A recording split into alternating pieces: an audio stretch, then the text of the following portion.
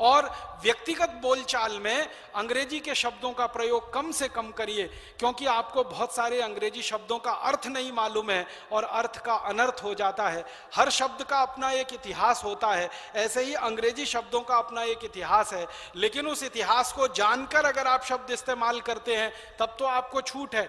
बिना जाने अनजाने में आप बोलते रहते हैं, वो बहुत खतरनाक है। एक शब्द है जिसको हम कहते हैं मैडम, बहुत खतरनाक है। अगर इसको आप जान लेंगे तो आज के बाद किसी को मैडम कहने की हिम्मत नहीं कर पाएंगे आप। हम किसी को भी राह चलती बहन को, मां को, बेटी को मैडम कह देते हैं, और हमारे देश का भला हो बहनों का, वो भी मैडम कहलवाने में गौरव महसूस करती हैं। हमको मैडम कहो। मैडम का अर्थ जान लीजिए, MADAME ये शब्द है मैडम। मूलतः ये फ्रेंच का शब्द है। फ्रेंच में एक शब्द होता है, उसका नाम है मादाम। MA माने मां और दाम DAME दाम। मां माने मेरा, दाम माने महिला। मेरी महिला, मेरी स्त्री, मेरी औरत, वो है मादाम।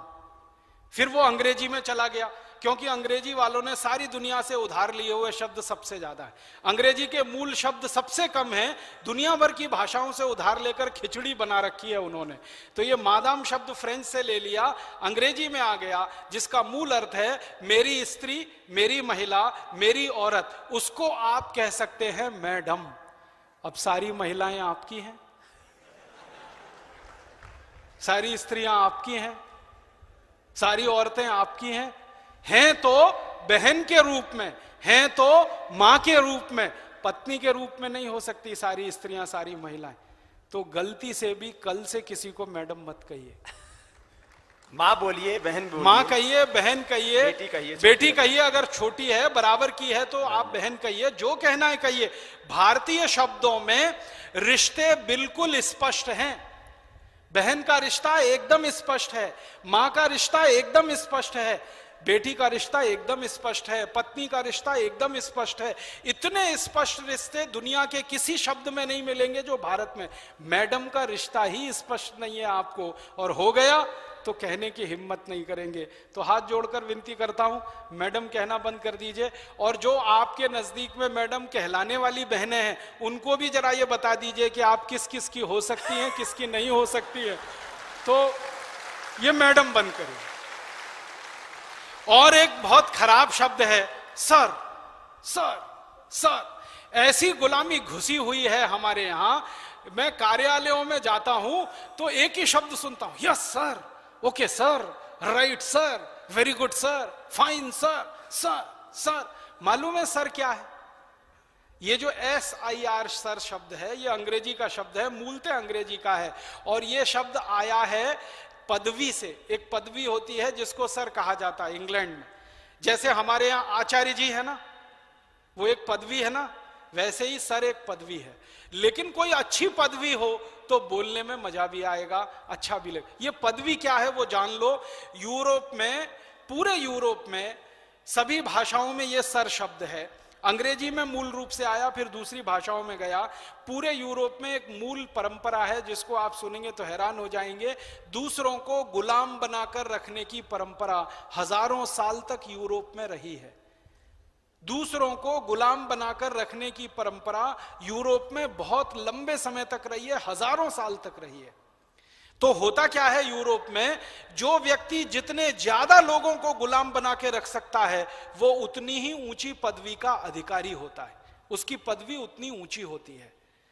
गुलाम बनाकर जो रख सकता है उसकी पदवी उतनी ही ऊंची हो सकती है। महिलाओं को गुलाम बना के रख सके, पुरुषों को गुलाम बना के रख सके। गुलामी की प्रथा पूरे अमेरिका, पूरे यूरोप का सबसे शर्मनाक और काला अध्याय है, जिसको वो कभी मिटा नहीं पाएंगे दुनिया के सामने। उस गुलामी की परंपरा में से निकला है सर। जिनके गुलाम सबसे ज्यादा हैं वो सर की उपाधि से विभूषित किए जाते हैं। भारत दुनिया में एक ऐसा अद्भुत देश है जहां कोई किसी को गुलाम नहीं बना सकता। कारण क्या है? यहां सब स्वतंत्र हैं, क्योंकि आत्मा सबकी समान है और सब ईश्वर के पुत्र हैं, सब बराबर हैं। कोई ऊंचा नहीं है, कोई नीचा नहीं है। चींटी भी आपकी गुलाम नहीं है, मक्खी मच्छर भी आपके गुलाम नहीं है। वो भी स्वतंत्र जीव है, आप भी स्वतंत्र जीव सब है, भगवान के उनको जिंदा रहने का उतना ही अधिकार है जितना आपको। तो हम तो चींटी मक्खी मच्छर को गुलाम नहीं बना सकते, आदमी को गुलाम बनाना तो दूर की ही बात इस देश में संभव नहीं। तो यहां गुलामी की परंपरा हो नहीं सकती और वहां गुलामी के अलावा दूसरी कोई परंपरा नहीं हो सकती। तो वो सर के शब्द का इस्तेमाल करते हैं उस गुलामी की परंपरा को बताने के लिए और समझाने के लिए। हम हमारे देश में कम से कम इस गलत शब्द का उपयोग ना करें। आपको सर बिल्कुल हटा देना चाहिए अपने जीवन में से। और अगर किसी अननोन अनजान आदमी को आप संबोधित कर रहे हैं तो श्रीमान कहिए ना, कितना सुंदर शब्द है श्रीमान। श्रीमान कहिए, श्रीमान कहिए, महाशय कहिए, महोदय कहिए, कोई भी शब्द ले लीजिए, हिंदी का संस्कृत का, शब्दों की कोई कमी नहीं। और अपने शब्दों में दम कितना है। थोड़ी देर पहले मैं मैडम बता रहा था ना, और भारत का एक शब्द है श्रीमती। श्री माने लक्ष्मी, मति माने बुद्धि।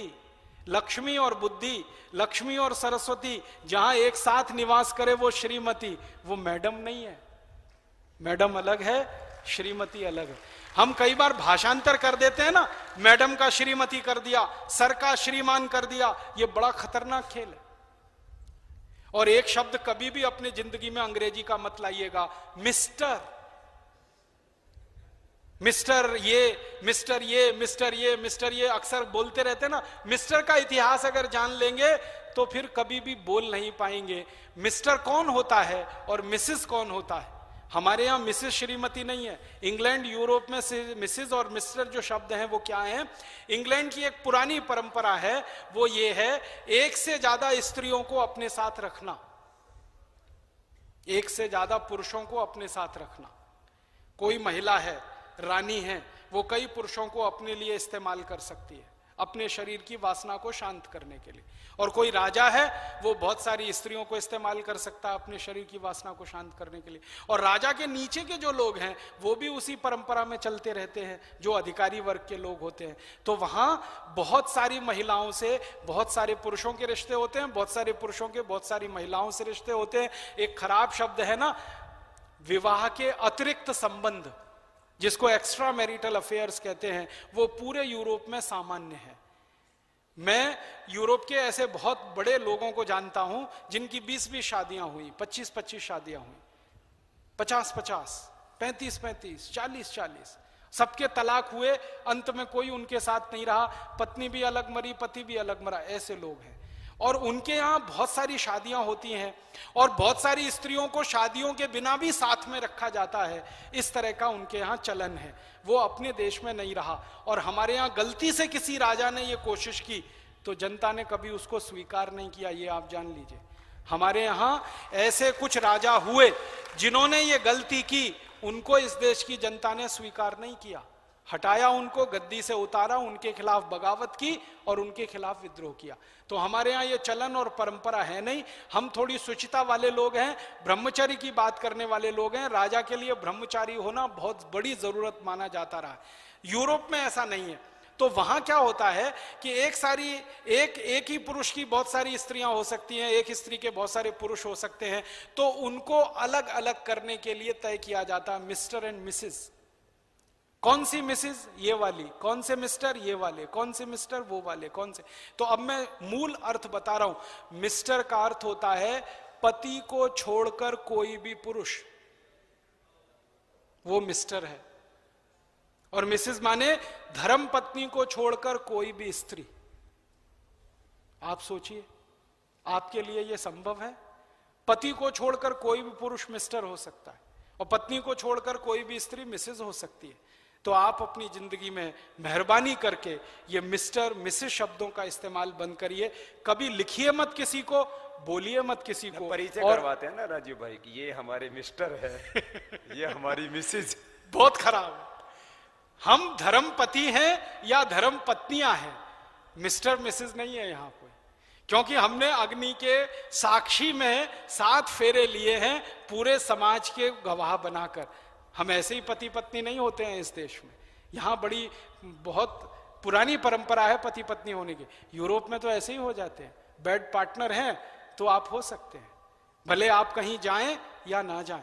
और बिना पति पत्नी हुए भी सालों साल साथ रह सकते हैं, क्योंकि उनके यहाँ एक परंपरा है लिव इन रिलेशनशिप। आप पति नहीं है, पत्नी नहीं है, साथ में रह रहे हैं, बच्चे पैदा हो गए तो किसी अनाथ आश्रम को दे दिए, वहां पर वो बड़े होंगे, वहीं पर पलेंगे। फिर उनके साथ समस्या आती है कि नाम किसका दिया जाए, क्योंकि उनके बाप का पता नहीं, क्योंकि उनकी माँ का पता नहीं, तो चर्च फिर उनका नाम तय करता है और उनको चर्च का नाम दिया जाता है। तो उनके यहाँ की ये पुरानी परंपराएं हैं। अब वो खराब हैं अच्छी हैं वो जाने, हम उस पर टिप्पणी नहीं करते। हम ये नहीं कह सकते कि वो बहुत खराब है, हम ये भी नहीं कहते बहुत अच्छी है। हम तुलनात्मक रूप से कह सकते हैं कि अपने देश की परंपरा से वो भिन्न है। तो भिन्न परंपराओं में भिन्न शब्द होते हैं, भिन्न व्यवस्थाओं में भिन्न शब्द होते हैं। हमारी व्यवस्था और हमारी परंपरा मिस्टर और मिसेस वाली नहीं है। तो अपनी धर्मपत्नी के लिए गलती से भी ये मिसेस शब्द इस्तेमाल ना करें, और आपकी धर्मपत्नी को समझा के रखें कि आपके लिए कभी मिस्टर शब्द इस्तेमाल ना करें। क्योंकि अक्सर स्वामी जी जो कह रहे हैं वो मैंने भी महसूस किया है, कोई भी परिचय करा देता तो यही कह देता ये मेरे मिस्टर है और ये मेरी मिसेस है। और बहुत खराब एक अंग्रेजी का शब्द हम लोगों ने इस्तेमाल करना शुरू किया है, ये मेरी बेटर हाफ है। वो और भी तकलीफ देने वाला शब्द। बेटर हाफ वहां हो सकती है, यहां नहीं होती है कोई भी। ये तो आपकी पूरे जीवन की संगनी है, हाफ और फुल का कोई चक्कर ही नहीं है। और इस जन्म में नहीं है, 7 जन्म तक है। तो यहां हाफ और फुल का चक्कर ही नहीं है।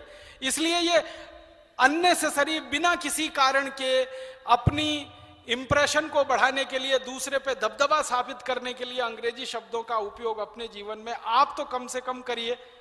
तो ये मेरी आपसे प्रार्थना है। तो भाषा की गुलामी से आप थोड़ा, अंकल आंटी भी हाँ, तो ज्यादा भाषा की गुलामी से थोड़ा बाहर निकलिए।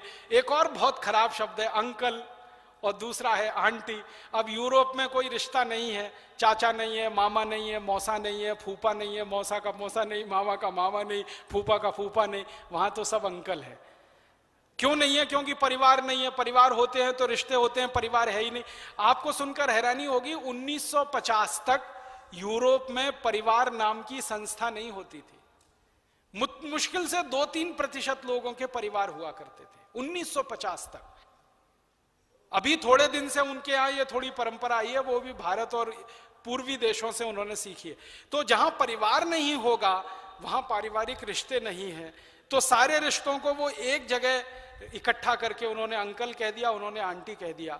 तो आपके जीवन से ये अंकल, आंटी, फिर ये मिस्टर, मिसेज, मैडम, सर, ये फालतू के जो अंग्रेजी शब्द हम लोग बेकार में इस्तेमाल कर रहे हैं, इनको निकालिए। भाषा की गुलामी से आप बाहर निकलिए तो दूसरों को निकालने में सुविधा होगी।